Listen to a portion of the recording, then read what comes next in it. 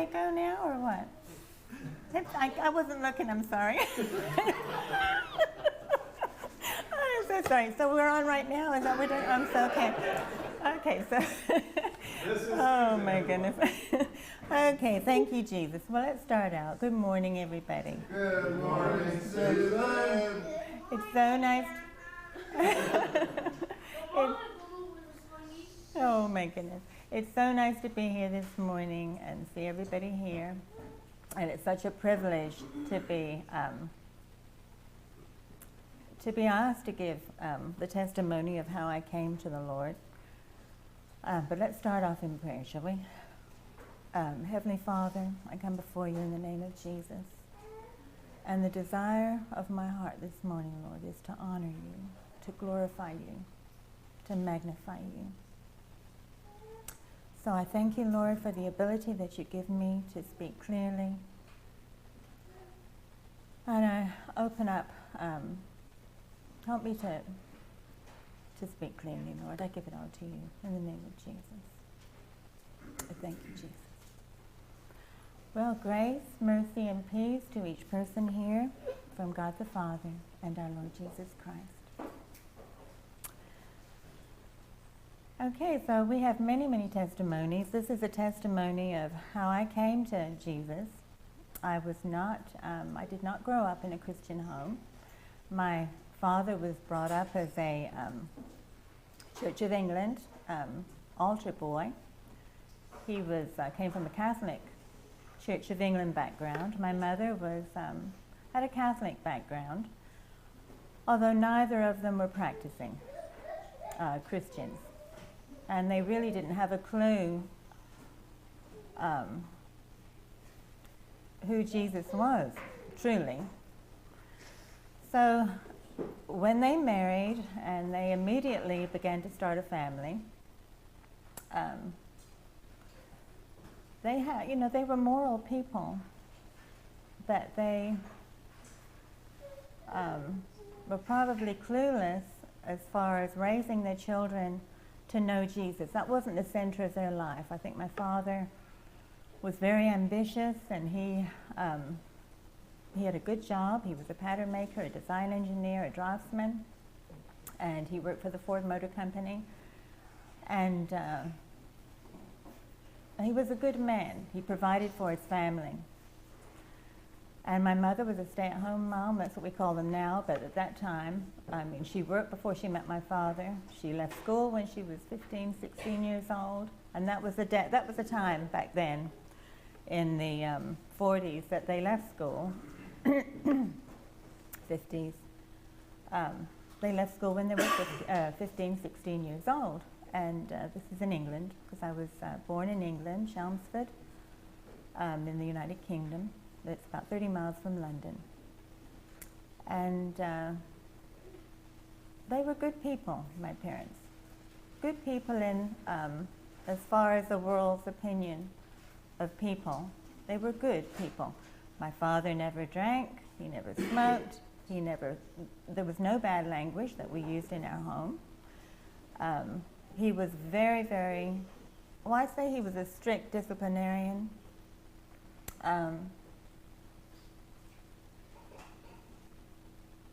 I don't know if he was or not. He was a very hard worker, and I didn't see a lot of him growing up because he worked so hard. But anyway, but he was very strict. When my father was around, we all, and when I say we all, I had a brother. He's 2 years younger than me. I was the oldest. And this is going all over the place, isn't it? But anyway, I was the oldest, the first child born in the family. And then I had a brother 2 years younger than me. And like I said, I was born in England, and we lived in England for the first 8 years of my life. And I was a normal child, really, except when I look back now as I was thinking about things, there were some odd things going on with me as a child. We had a lot of freedom in England. In other words, there wasn't any television over there. I think we watched TV about 5 minutes, maybe every other day. 5 minutes of television. Can you imagine that? Maybe. That was a little children's program. 5 minutes. And it was like, I think it was called Bill and Ben was one of them, the Flower Pot Men. And it is actually on YouTube, and I've watched it since. And thought, oh my goodness, I can't believe that we were just sat there with our, looking at these flower pot men. My name is Bill. Anyway, it's just so funny. But anyway, that was 5 minutes of television. And then we had the radio and things like that. But we didn't have a telephone in our house, the time of no telephones. There were telephone boxes around, but no telephone. Can you imagine living without a telephone? Now we have to carry them around, in our pocket, or you're supposed to. Of course, I don't. But, there was a time when everybody had a regular phone, in their house, but we didn't have one in England. But, my growing up years, I had a good childhood in England. I had a lot of freedom. We lived on a council estate. It was in Basildon, Essex, which is about 30 miles from London. And there was a wooded area at the end of our street. And I always remember playing in the woods. I don't remember much good weather over there. We were always excited when the sun came out. But we played out if it was raining, or slightly raining, cold, and the weather was always cold over there. But I remember gypsies when I was in England. The gypsies used to come around. I don't know how often, but I remember them saying, "Sharpen your knives, sharpen your," in their accent, and they'd go around and everyone would come out to have their have their knives sharpened and things like this. So there's a different life in England, from this country. I remember going into the woods as a little child, and at that time the gypsies had their big, massive horses. I mean, they looked massive to me because I was only little. But I remember going by myself, going into the woods, walking along the pathway, and then just standing there, and standing at the, foot of these big horses and just looking up at them. They were just huge, and then seeing these people around, and, it's strange, really. As a child, I would go, we had a little corner store. I'm thinking it was a corner store. I'm not quite sure what it was, but we call it the sweet shop. There we'd buy sweeties. My mother would give us a little bit, maybe a penny or something, or halfpence. Would buy a little bit of sweets or candy, a little bit. But very rarely did we eat anything like that.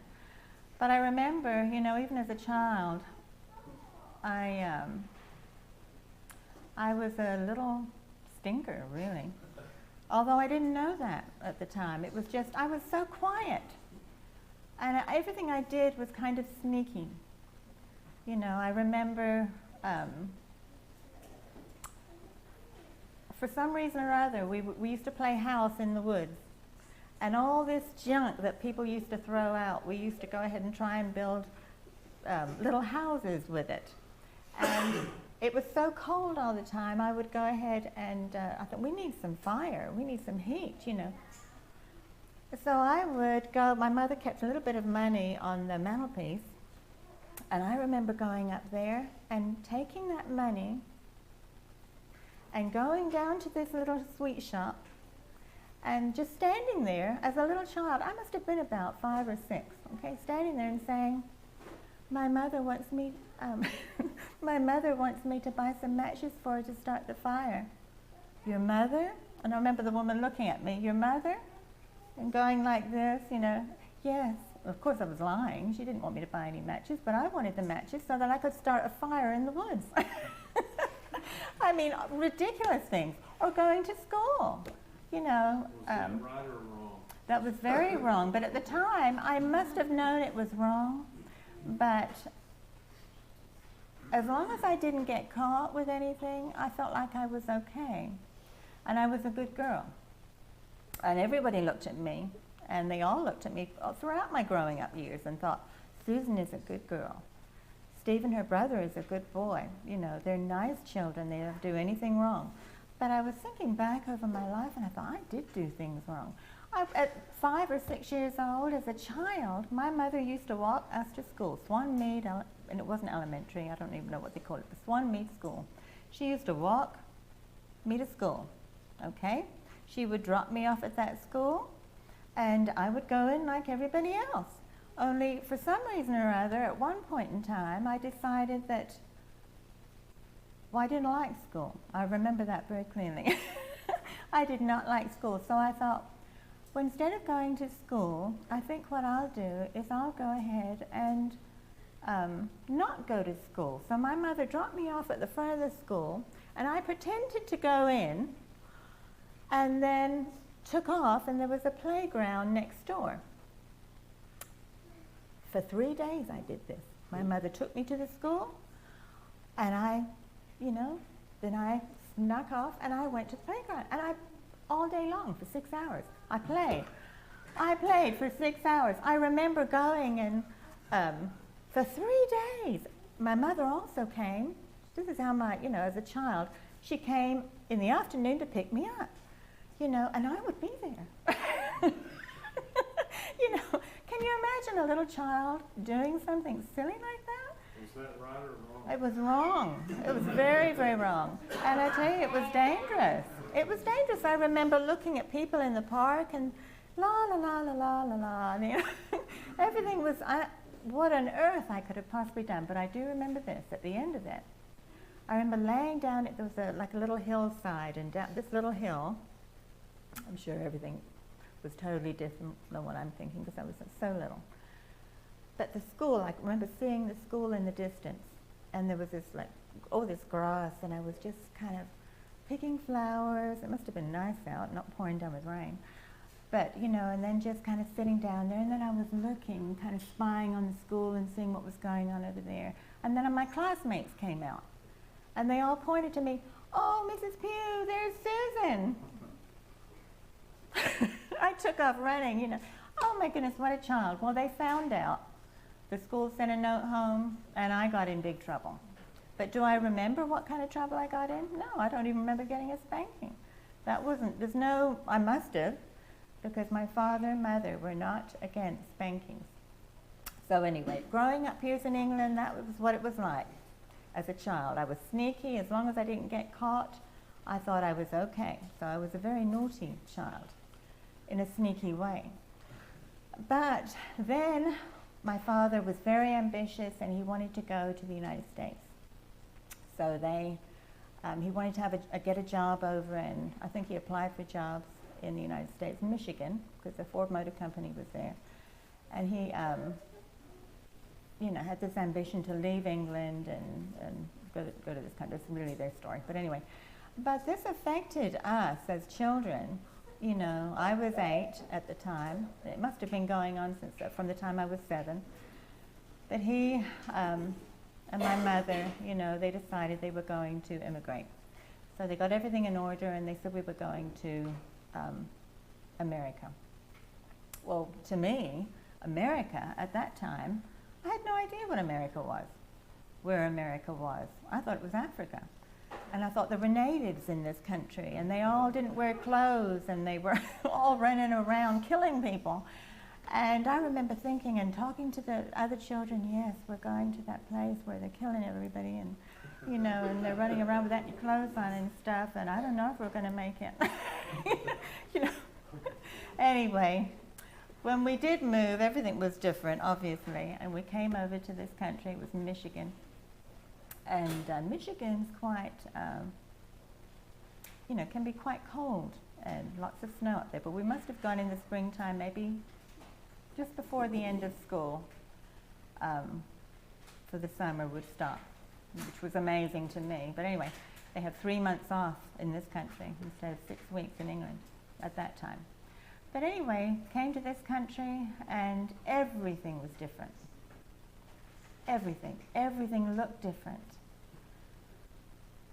The weather was warmer, the sun was shining, and when we got off that plane, we went and stayed in a motel room, and my father had some co-workers that he knew in England that had also immigrated, and I remember going to their house and this woman giving us some cereal in the morning. But it wasn't cereal. I don't know I think we used to eat oatmeal. Every day we had the same thing in England. Oatmeal, hot oatmeal. Porridge, we called it. And with milk and, and sugar on and stuff like that. But in this country they had candy for breakfast. They called it Lucky Charms. And they put cold milk on their cereal. And I remember sitting at the table, and it was like, oh my goodness, this is so different. Sitting at the table looking at my brother, and we looked at one another, and it was like, sweeties. They're giving us sweeties for breakfast. Anyway, so everything was so different. And then my father didn't have a car. We didn't have a car in England, and over here in this country, we didn't have a car. But my father soon realized he needed a car to get anywhere because everything's so far apart. And when we first got off that airplane, and we must have taken a taxi to the hotel and whatever motel, this little strip, little tiny rooms that you stay in, he soon realized he needed a car. But anyway, he found a place for us to live. He started work, and the beginning of our life. Our life in the United States. What a culture shock. Everybody that heard me, oh, we want to hear you talk. Can you talk for us? We want to hear you talk. And I'm looking at them like, it was terrible. It was dreadful. You'd think no one could understand what I was saying. My first day at school, the teachers I remember them standing over me like this, looking at me. They kept asking me these questions, and my mind just went blank. What did they say? Well, things are different in England, okay? The pint over there, there's 20 ounces in a pint. In this country, there's only 16. A cup is 8 ounces. So at 8 years old, when they were asking me these questions, and I didn't know the answer of it, these questions, I would say things like, it's different in England. They don't, a foot is not 12 inches in England. I don't know what it is, but it's not 12 inches. A yard, no. 36 inches, no, a yard's not 36 inches. It's different in England. Everything's different in England.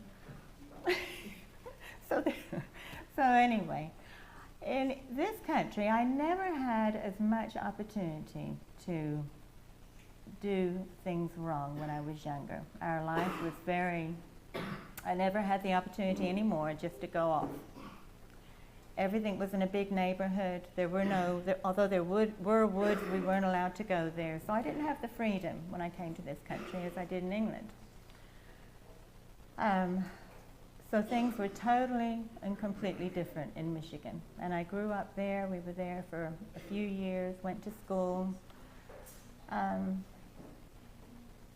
Again, my family, my father and mother were good people. They weren't Christians. We never went to church in England. Ever. I don't ever remember a time we went to church. What was the point when, you don't even believe, although...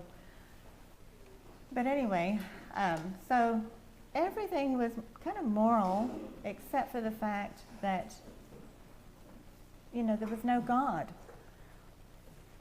And as time went on,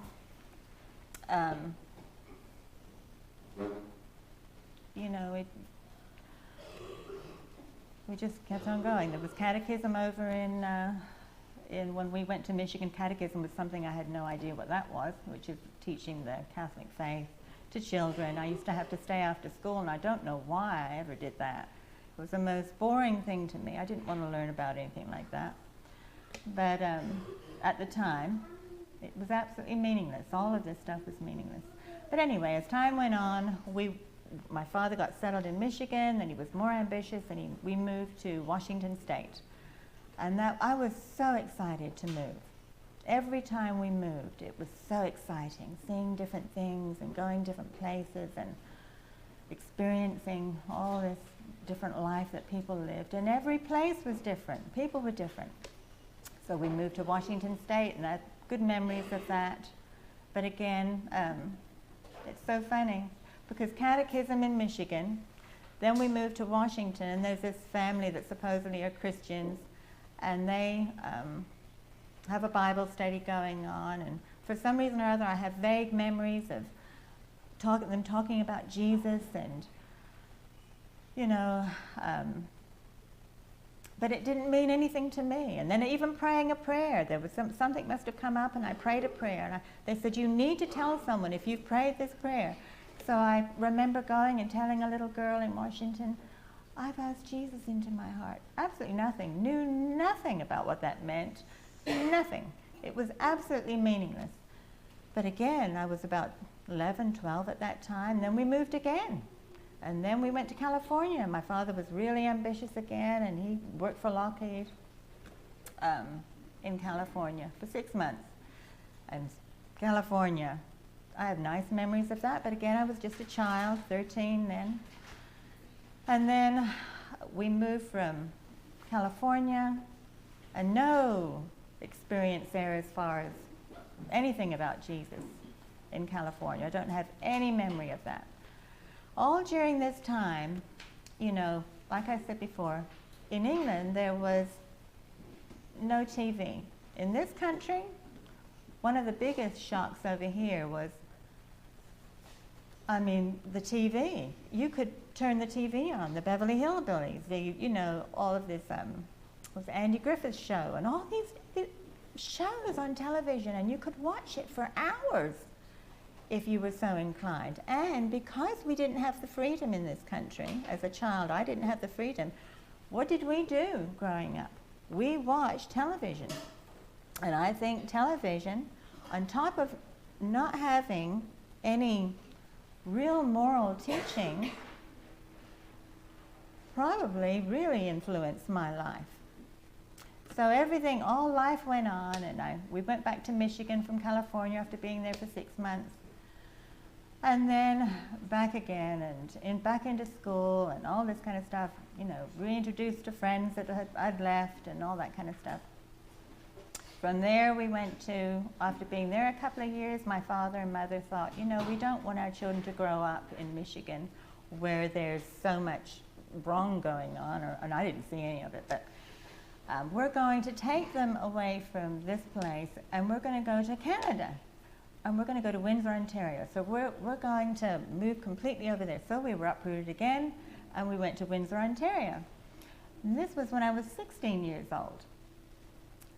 And that's where all of the trouble, all the problems that they wanted to keep us children out of. When we got to Windsor, Ontario, that's when all of the things started in my life to go. That sneakiness that I had as a child, that may not have been so during a few years there, I was so contained. It didn't seem to come out maybe as much. I didn't have as many opportunities to be as sneaky in this country as I was in England and do all the different things I did over there. But gradually that started coming back again, and because my father was very strict, I kept having this thing on the inside that kept saying, I just want to be free. I want to be free. I want to have fun. I want to be free.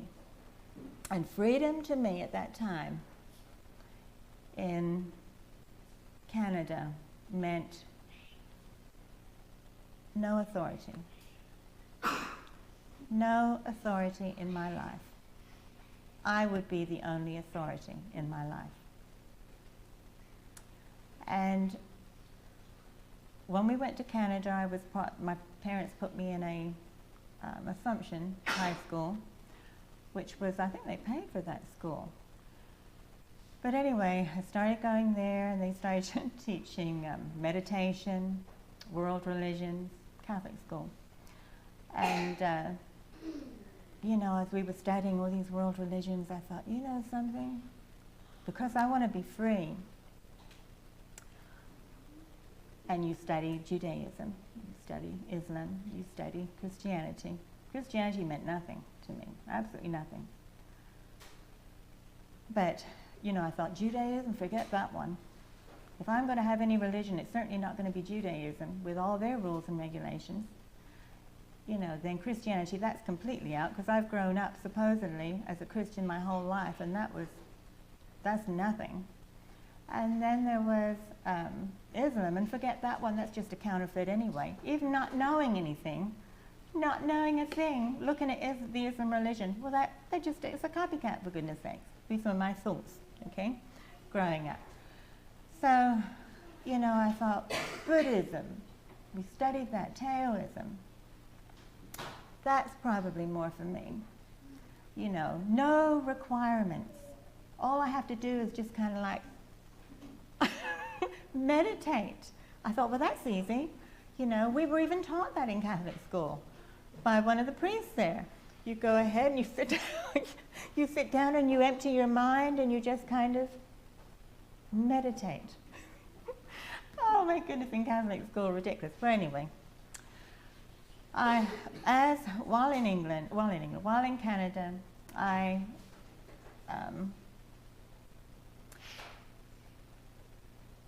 began to meet some different people and get involved with people that, well, at the time it was, there were quite a large Arab population in Windsor, Ontario.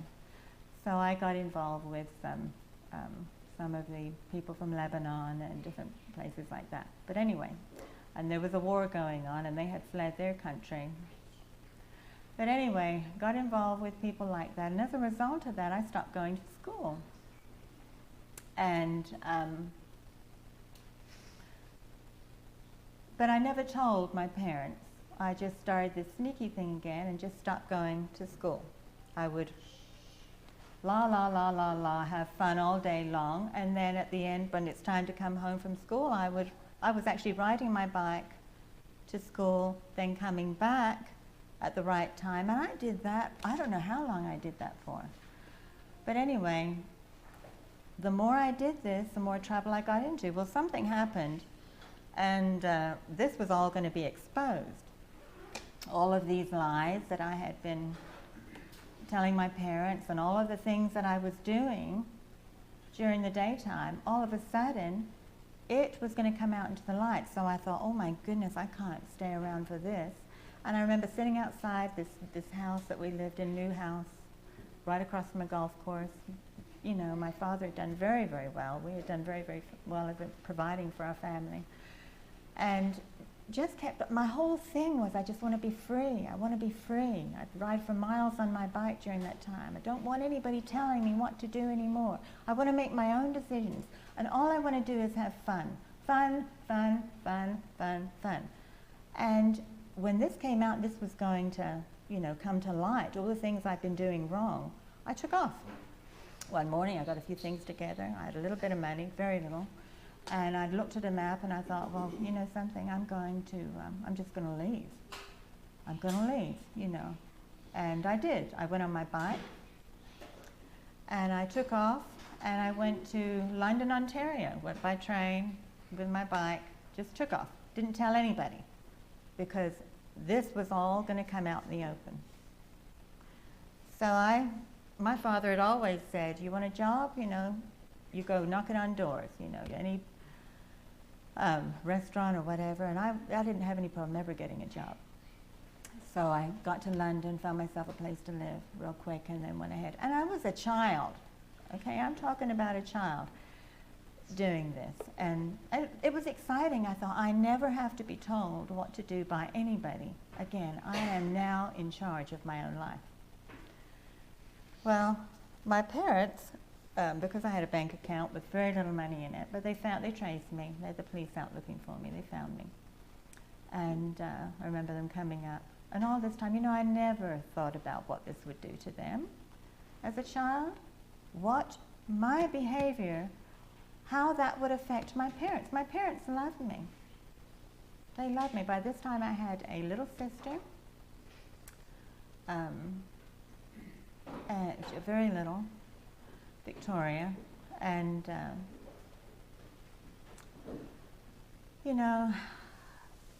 they were just heartbroken. Anyway, they came up to London, Ontario, found me, and then it all had come out by that time, and they pleaded with me to come back home, and I thought, all right, I'll come back home. Came back home, never settled back home, couldn't settle there again, went to school, and just felt like I cannot stay here anymore. I want to be free. I want to do my own thing. So I ended up leaving again and going to Windsor and getting a place to live down there and stayed in a house. Now, during all this time, when I said I wanted to be free, I would look up, and look up at the sky and the expanse of the sky and look out, because we lived on fields behind us. And I just wanted to be free, free. This was what life was all about. I wanted to travel. I wanted all these aspirations. But anyway, it doesn't work like that. It does not work like that. I went down. I was in Windsor. I was in a house that was converted to rooms, and we all rented a room out. And there were all these girls in there. I had another relationship. I was involved with all different kinds of people at that time. But anyway, all these girls in there, and there was a Christian girl in there, in this house that I had found a place to live in. And there was another girl living in there who was had some mental issues, some mental problems. But anyway, I developed a relationship with this woman that knew the Lord. And she was obviously praying for me. She could obviously see I was in a big mess, which I was, because at that time also, as I moved out on my own, there were motorcycle gangs around, all kinds of things. I was doing things that I had, thought that I would, I didn't even think about it, at the time. If it's fun, I would do it, what I thought was fun. I remember going at that time with this motorcycle gang and going into a place, one of their, I can't remember what they called those places where it wasn't a hideout, it was a clubhouse. They had this clubhouse out in the middle of nowhere, broken down, horrible. My mother kept a clean home. We lived in clean surroundings. Everything was always nice and clean. Went to going into this place, walking in there, and it's full of smoke. Again, we never smoked. My parents never smoked. Full of smoke, but it wasn't just regular smoke. It was, different kind of smoke. And these people were just sitting around like out of their mind. Now, that is one thing about me at the time. I wanted to live. There came a point in my life, I didn't want to sit in front of a TV anymore. I wanted to, what I call, live. And living was doing whatever I wanted to do and having fun. I did not want to watch other people do things. I wanted to do it. So I went into this place and I'm looking around, and these people are offering me all these drugs. Well, I had been taught that drugs were wrong. So I never ever took drugs. Ever. Okay? So I looked at these people and, do you want this? No, I'm fine the way I am. I remember saying very clearly, I am fine the way I am. I do not need anything to make me feel better. I feel great, and they look at me like them. They were out of their minds, I thought, goodness, this is ridiculous. But I still, kept going on. The Lord really protected me during that time, but I had no knowledge of Him. Anyway, living in this house, this girl was praying for me. I became very, very sick living in this house. I don't know exactly what it was at the time, but I remember they took me to the hospital. I had a very high fever, and she took care of me.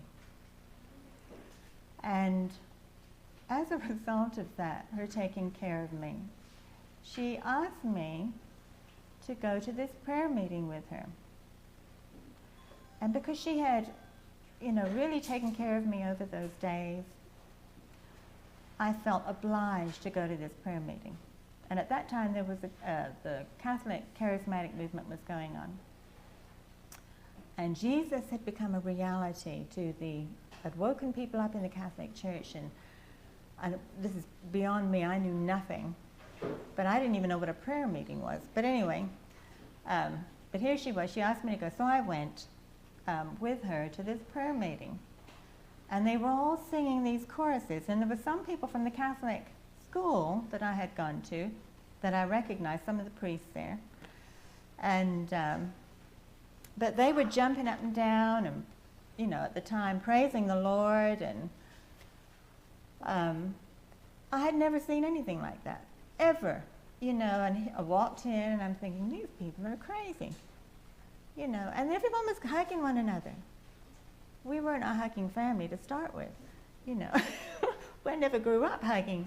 But they were hugging everybody. And I thought, oh my goodness. And they were coming up to me and trying to hug me. And I need to get out of here, And then when they were praising the Lord, I remember sitting beside or behind this woman with all her children along there. And her children would do something, and she would be jumping up and down, praising like this, and then she would bang them on the head.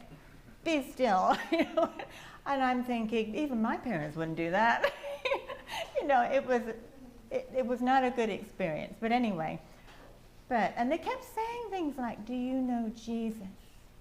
Do you know Jesus?" And I thought, what does that mean? Do I know Jesus? What does that mean? No, I don't know Jesus. And I'm fine the way I am. Anyway, time went on. Got out of that meeting, got out of that place. My father said, why don't you go to England? You can go into nursing over there. And, he wanted to get me out of all the problems, all the trouble, all the stuff I was involved with. And at the time, I thought, a new place, new life, that sounds good to me. So I ended up going from there, getting out of all that mess, and going off to England. And as soon as I got there, I stayed with my grandparents. It was meeting all my family over there. We'd gone back from time to time during the years, but living over there, I thought, oh, this is wonderful, But I had to go into nursing. Okay, so I had to find a job and the start of a new life. But something, I wasn't changed. I wasn't a changed person. I was just taken out of one messy, horrible, messy situation and transported as a mess into another situation that was okay. So I ended up at a hospital working there as an auxiliary nurse, trained and all that kind of stuff. And living as a young woman, girl, child, in that place, and then working, taking care of people. And I loved it. I loved taking care of people. I loved the nursing side. I just absolutely, the mess that I was in as a person, that was one thing that I really enjoyed. I enjoyed taking care of people. But I don't have a lot of memories of all this. I just know that the mess I was in obviously didn't stop. And as much as I could do possibly wrong, as much trouble as I could get into, as sneaky as I remember meeting a woman years later who we had, actually was a part of a church that I had started in England. And she, the sister in charge there was Sister Chanel. And I must have terrorized that place. I remember climbing in and out of windows. I think it was on the second story. And for some reason or other, there's a curfew there at night, I think. And I think for some reason or other, was climbing in and out of windows. And people were climbing in my windows. And all kinds of messy stuff going on. Anyway, apparently, I caused havoc in the place. But and I can't remember all this stuff, but caused problems. Wherever I went, I caused problems because I was a mess. An absolute mess, and knew nothing. But anyway, in the hospital I was staying, and I again became very, very sick. My theology at the time of life was, there was no God, and that when I died, I would be buried, and that was it. And I was fine with that. But I became very, very sick again, and while in the hospital, looking after other people, I was having to be looked after by Sister Chanel, and she was very, very good to me, very kind, very gracious to me. As I look back now, I'm absolutely amazed that wherever I went, there were people around, do you know Jesus? And she was always saying, trying to get me to come to these meetings. Well, there was a lot of elderly people around that area. But anyway, I recovered from this sickness. And she was the one that really had a big part of it. But anyway, as a result of that, I was indebted to her. So she would go ahead and ask again. She would say, why don't you come to this prayer meeting with me? We have an evangelist from India, Herbert England. He's there. Why don't you come to this meeting with me? And I did not want to go to this meeting because it was a bunch of old people around. So I got a friend to go with me, and I said, okay, well, we'll go there.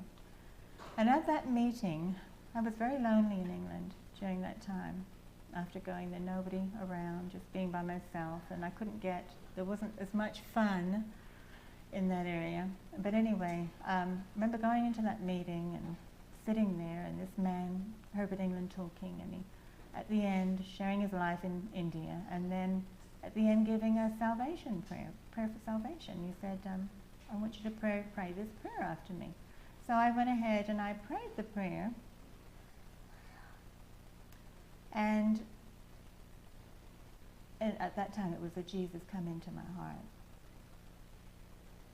And he said, if you've prayed that prayer, he said, I want you to tell somebody afterwards. So I thought, okay, I don't even know why I prayed the prayer. But I did.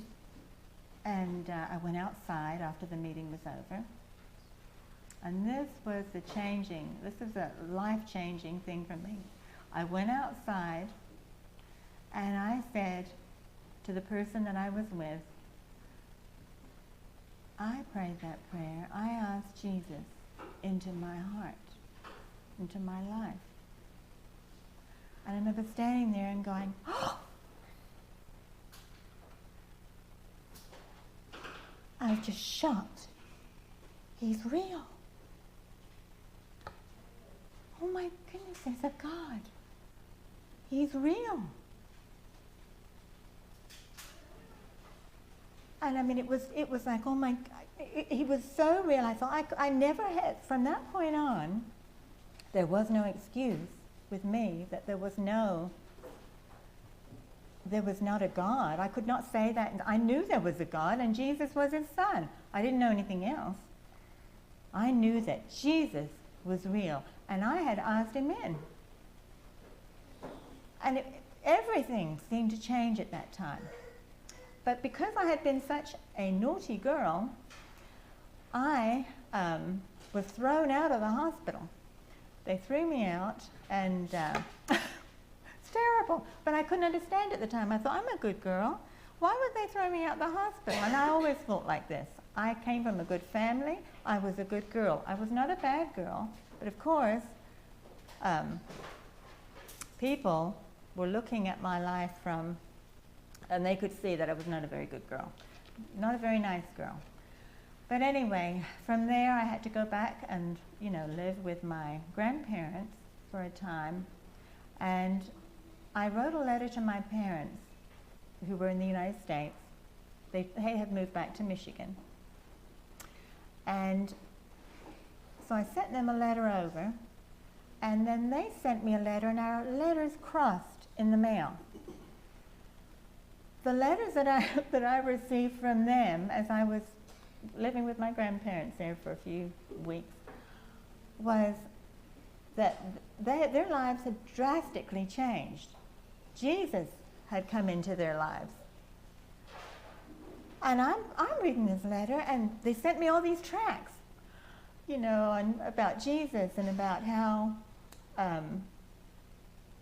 oh my goodness, because one of my favorite subjects was in school was all that terrible stuff, evolution. I used to excel in that, in the things that were wrong, it seemed, studying those things. But anyway, but they sent me all these tracts on evolution and how wrong it was and how God created the world. And I remember looking at this thinking, oh my, I read every single one of those things. I thought, oh, this is amazing. This is amazing that my parents, Jesus had become real to me. I knew he was real. And he'd become real to them over there. I thought, how amazing is that? I remember rushing down, and telling my grandparents, who weren't Christians, oh my goodness, same thing that happened to me has happened to them over there. Anyway, they came over to England, they came over to pick me up and get me back to the United States with them. Well, and everything was going that way. They gave me some money because I had to get a visa to go back. I had to actually immigrate to the United States again. Anyway, they got all my paperwork almost finished, and all I had to do was complete a little bit. But what happened to me was I didn't complete it. Didn't complete the paperwork. They left me with a Christian family, a Catholic family, and I was to stay in their home until all my paperwork was completed for me to then travel by plane back to the United States to join my parents, and then go on from there. But while in that home, I then got involved with some things that weren't right. And again, just wanted to have fun. So I went ahead and ended up not going back. And I took off again. And I went traveling again by myself, ended up in Ilford, London, Ilford, Essex, and got into more trouble then than I'd ever gotten into. But during that trouble, no matter where I went, there were people around that knew Jesus. But by this time, because I was so focused on doing wrong, and I hadn't finished doing what I wanted to do, I was extremely rebellious. One thing I hadn't mentioned with my father and mother, they were loving parents, they loved me, I was their daughter, but they, towards the end of the stay with them, I had become very, oh goodness,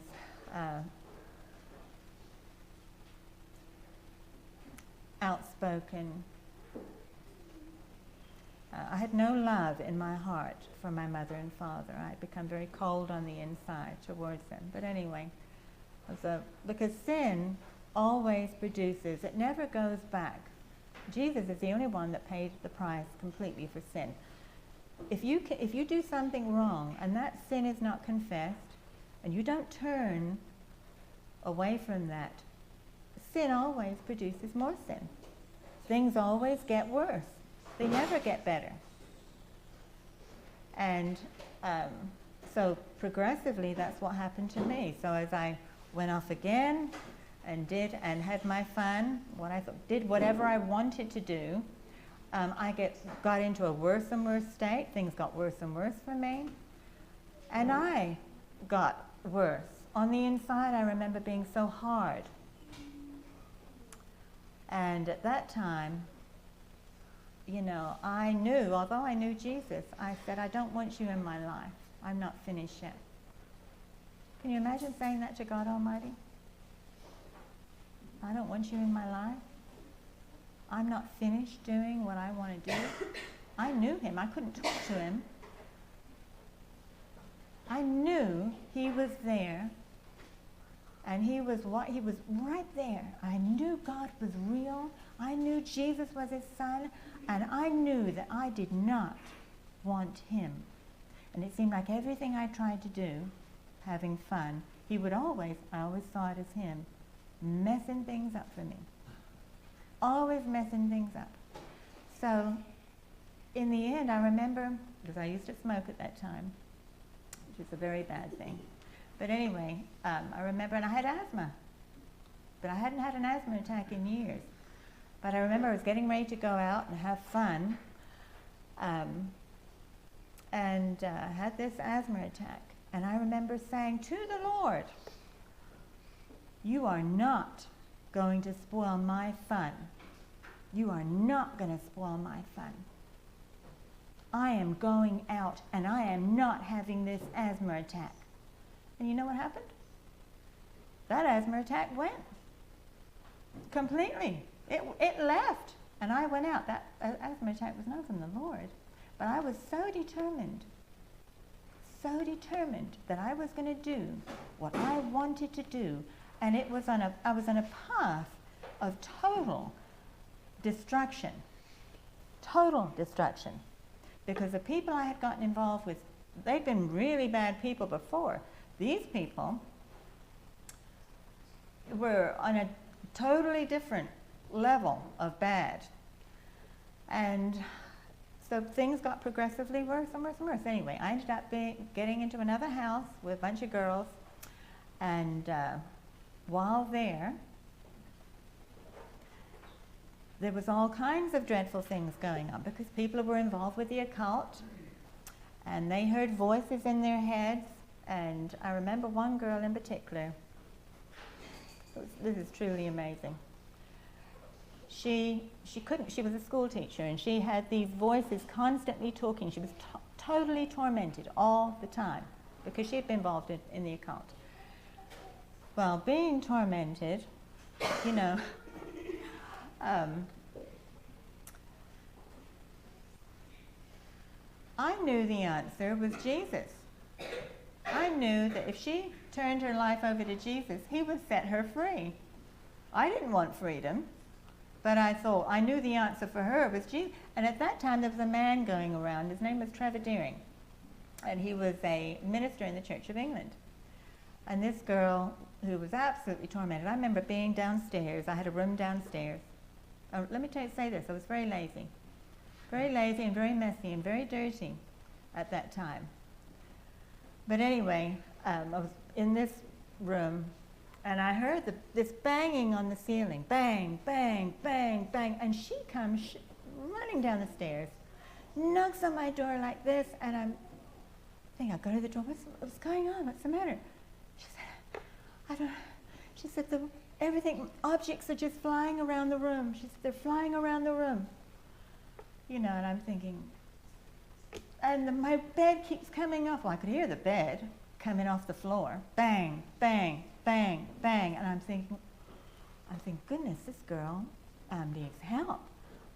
So we had heard about Trevor Deering, and I said, why don't we go to this meeting? We'll take the bus, and we'll go to this meeting, and I think he'll be able to help you, this man. Because I thought, even at that time, and don't ask me how I knew, but I thought, this seems, you know, like she's got demons and stuff. But anyway, so we ended up going to this Trevor Deering meeting. And at that time, people were coming from all over the country. And there were lines outside of this church building where people just wanted to be prayed for and be delivered. And so this was all in the newspapers. Everyone was hearing about it. So here's my friend and I. We were standing there, and she said, I don't want to go by myself. I said, it's okay. I said, I'll be with you. I'll go with you. We'll go together, you know, I'm thinking. So we were standing in line for her to be prayed for, and the closer we got to this man, and he was all dressed in his Church of England garb, you know, robes and all that kind of stuff. And he was praying for these men, and people were being set free. But I didn't want to be free at that time, okay? I was still in a mess, but getting towards the end of it, tired, feeling like not having any feelings at that time, because sin always, it's death, absolute death. So anyway, here she is standing there, and we're getting close. There's a couple of people in front of us now, and I'm just there supporting her. I don't want prayer, you know. But anyway, here she is, and the closer we get, the more agitated she is. You know, she's really agitated, and I'm looking at her thinking, what is wrong, you know? We're getting closer to the man, and then all of a sudden, she takes off screaming. Screaming, and this is quite a big church. She takes off screaming and starts running out of the church building, and I'm standing there looking at this man in front of me, and then looking at her and thinking, I just felt plain embarrassed, okay? Anything else. And then kind of just stepping out, you know, backing off and getting out of there, and then thinking, where did she go? Well, she was on the ground outside. She was on the ground, and there was a number of people around her, and they were praying for her. And that day, she was set free. Completely and totally set free. I mean, it was absolutely amazing. She was writhing on the ground and things like that. But anyway, absolutely set free.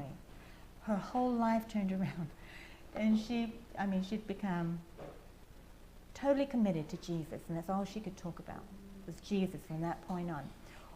You know, when we got back on the bus, like I said before, I had smoked. I got back on that bus and I tried to smoke again. I couldn't smoke. It made me violently sick. The thing is, I liked smoking at the time because I liked doing things that were wrong. I was so upset that I couldn't do the wrong things. Anyway, progressively, so she got saved. Her life changed. She never had the voices anymore. I was very happy for her, but I was still on this path. Things progressively got worse for me until things got so bad I had just a numbness on the inside and a deadness on, because that's what sin does. It produces death, and it produced death in me.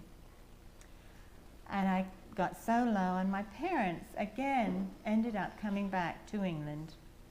But of course, I didn't know anything because we didn't have there was no way of contacting me. I hadn't left anybody my address or anything like that. So nobody, anyway, the police got involved. There were people, I'd cause problems. I was like a Mr. Magoo. I'd go into a situation and didn't have great eyesight either. I'd cause all these problems no matter where I went. And then I would walk out of it. And people were I hear afterwards that people were going to kill me and all this. I'm thinking to myself, and I'd stand there and think, well, why? I'm a nice person. I always thought I was a nice person. And now, I'm looking back now thinking, I can't believe it. I was just totally selfish, self-centered.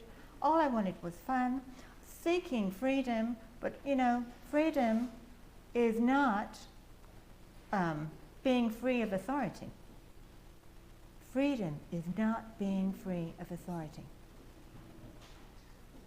I got so low, I hit rock bottom. My parents found me, and they said, why don't you come home with us? And there was I remember all these different options I had at the time. But I was so sick of everything. So sick of these people. And also, because of all the other things going on and the, people out to kill me and all this kind of stuff, I thought to myself, something, I didn't feel safe anymore. I didn't feel, so when they said about coming home with them, I came to the point where I said, okay, yes, I will. But I also knew this, that going home with them meant this. I was at the end. I was at the end of doing what I wanted to do. That was never going to happen again. So I said to the Lord, I said, if you still want me, because all this time he had pursued me. He kept showing up everywhere. And I just shook my fist in his face and said, I don't want you. I don't want you. Get out of my life. But he never did. He just kept pursuing me more.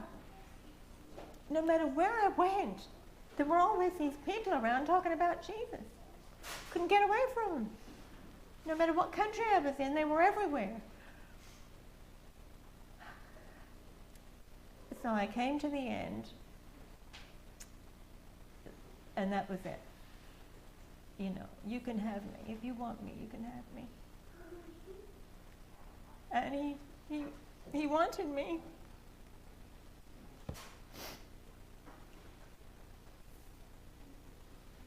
He actually loved me.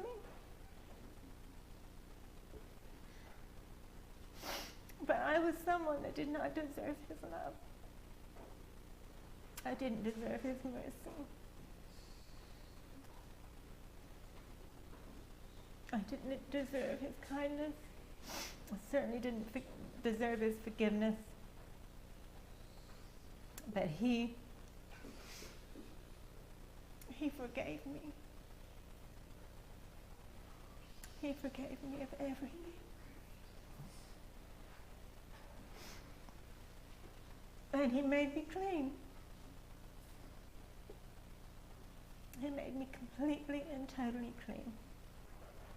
In fact, he washed me whiter than snow.